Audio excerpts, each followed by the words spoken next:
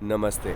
आप सबका स्वागत है। इन यूरेनियम फ्यूल पैलेट्स में से हर एक पैलेट इतनी थर्मल एनर्जी रिलीज करता है कि उसे लगभग 10 lakh kilowatt hours electricity generate की जा सकती है, यानी हजारों घरों को पूरे एक साल तक पावर देने के लिए काफी। लेकिन क्या आपने कभी सोचा है कि एनरिच्ड यूरेनियम आखिर बनता कैसे है? एक मूंगफली जितनी छोटी चीज में इतनी पावर आती कहां से है? आज हम जा रहे हैं दुनिया के सबसे बड़े हाई ग्रेड यूरेनियम डिपॉजिट और एक न्यूक्लियर फ्यूल मैन्युफैक्चरिंग प्लांट के अंदर, ये जानने के लिए कि यूरेनियम को जमीन से कैसे निकाला जाता है और कैसे दुनिया के सबसे डेंजरस मटेरियल्स में से एक को क्लीन एनर्जी में बदला जाता है। वीडियो के एंड तक बने रहिए, क्योंकि ये जर्नी न्यूक्लियर एनर्जी को देखने का आपका नजरिया बदल सकती है। 1789 में जर्मन केमिस्ट मार्टिन हेनरिक क्लैपरॉथ ने पहली बार यूरेनियम को आइडेंटिफाई किया। उस वक्त किसी को अंदाजा नहीं था कि इसके अंदर कितनी एनर्जी छुपी हुई है। 1896 में हेनरी बेक्वेल ने रेडियो एक्टिविटी डिस्कवर की।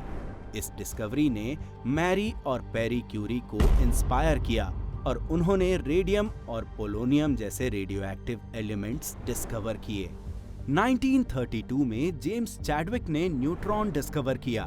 कुछ सालों बाद 1938 में ऑटो हान और फ्रिट्ज स्ट्रेसमैन ने दिखाया कि यूरेनियम 235 को न्यूट्रॉन से हिट करने पर वो स्प्लिट हो सकता है और बहुत ज्यादा एनर्जी रिलीज कर सकता है।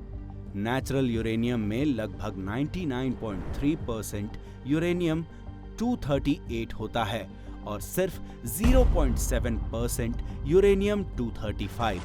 चेन रिएक्शन सस्टेन करने की कैपेबिलिटी यूरेनियम 235 में होती है। इस परसेंटेज को बढ़ाने की प्रोसेस को एनरिचमेंट कहा जाता है।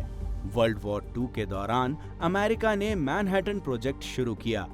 इसमें एनरिको फर्मी और रॉबर्ट ओपनहाइमर जैसे साइंटिस्ट शामिल थे। यहाँ गैसियस डिफ्यूजन और high speed centrifuge technology develop की गई, जिसे यूरेनियम आइसोटॉप्स को उनके मास के छोटे डिफरेंस के बेसिस पर अलग किया जा सके। 1945 में हिरोशिमा पर गिराया गया little boy atomic bomb highly enriched uranium 235 से बना था। वॉर के बाद फोकस इलेक्ट्रिसिटी जनरेशन पर शिफ्ट हो गया। पावर प्लांट्स के लिए यूरेनियम को सिर्फ 3 से 5% तक एनरिच किया गया, जबकि वेपन्स ग्रेड यूरेनियम के लिए एनरिचमेंट 90% से भी ज्यादा होता है। आज एनरिच्ड यूरेनियम दुनिया की लगभग 10% इलेक्ट्रिसिटी जनरेट करने में मदद करता है। ऑस्ट्रेलिया, कजाकिस्तान और कनाडा मिलकर दुनिया के 60% से ज्यादा यूरेनियम प्रोड्यूस करते हैं। यूरेनियम आमतौर पर यूरेनिनाइट नाम के मिनरल में मिलता है। कनाडा के सास्कैचुआन प्रोविंस में दुनिया की सबसे हाई ग्रेड यूरेनियम माइन मौजूद है। यहाँ ओर कॉन्सेंट्रेशन 20% से भी ज्यादा का हो सकता है। ओर के ऊपर ग्राउंड वाटर से भरी सैंडस्टोन लेयर होती है, इसलिए इंजीनियर्स आर्टिफिशियल ग्राउंड फ्रीजिंग का यूज करते हैं। कूलिंग पाइप्स में कैल्शियम क्लोराइड ब्राइन सर्कुलेट की जाती है, जो -22 डिग्री फ़ारेनहाइट तक ठंडी होती है। ये ग्राउंड वाटर को फ्रीज कर देती है और एक मजबूत फ्रोजन बैरियर बना देती है। हर पाइप इंस्टॉल करने में लगभग 8 दिन लगते हैं और पूरे सिस्टम में करीब 200 पाइप्स लगते हैं। एक्सट्रैक्शन एक पायलट होल से शुरू होती है। रीमर ड्रिल शाफ्ट को बड़ा करती है और ओर को तोड़ देती है। पूरा ऑपरेशन रिमोट कंट्रोल से चलाया जाता है ताकि वर्कर्स रेडियो एक्टिव एक्सपोजर से बचे रहें। ओर को सरफेस पर लाकर स्कैन किया जाता है। इसमें यूरेनियम कंटेंट अक्सर 15 से 18% तक होता है। ओर को क्रश करके फाइन सैंड बनाया जाता है। पानी के साथ मिलाकर स्लरी बनाई जाती है और प्रोसेसिंग मिल भेजी जाती है। मिल में एसिड यूरेनियम को बाकी मिनरल्स से अलग करता है। प्यूरिफिकेशन के बाद यूरेनियम को यूरेनियम हेक्साफ्लोराइड गैस में कन्वर्ट किया जाता है और सेंट्रीफ्यूगस में भेजा जाता है। यहाँ यूरेनियम 235 अलग कॉन्सेंट्रेट हो जाता है। रिजल्ट में एक डार्क पाउडर मिलता है जिसे स्टील ड्रम्स में पैक किया जाता है।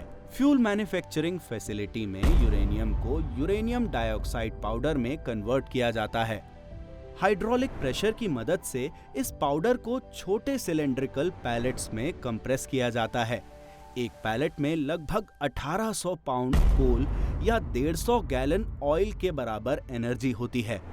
पैलेट्स को 24 घंटे तक हाई टेम्परेचर फर्नेसेस में प्रोसेस किया जाता है। उसके बाद रोबोटिक आर्म्स 30 पैलेट्स को जिरकोनियम ट्यूब्स में लोड करती हैं। ट्यूब के एंड्स वेल्ड किए जाते हैं और फ्यूल रॉड्स तैयार हो जाती हैं।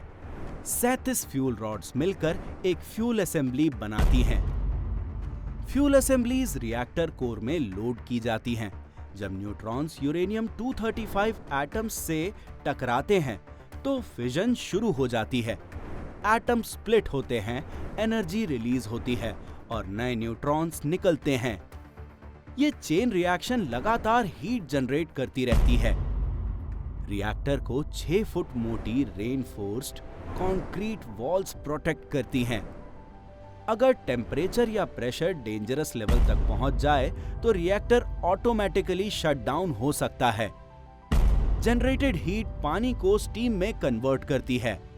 स्टीम मैसिव ट्यूब्स को चलाती है जो जनरेटर्स के थ्रू इलेक्ट्रिसिटी प्रोड्यूस करते हैं।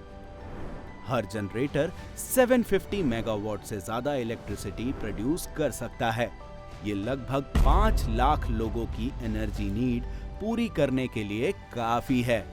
लगभग 1 साल के ऑपरेशन के बाद फ्यूल असेंबली स्पेंट हो जाती हैं, लेकिन उस वक्त ये इतनी गर्म और रेडियो एक्टिव होती हैं कि इन्हें सीधा हैंडल नहीं किया जा सकता। इसीलिए इन्हें 26 फुट गहरे कूलिंग पूल्स में कम से कम 10 साल तक रखा जाता है और आज दुनिया भर में 7 लाख से ज्यादा स्पेंट फ्यूल रॉड्स ऐसे पूल्स में रखी हुई हैं। वीडियो देखने के लिए धन्यवाद।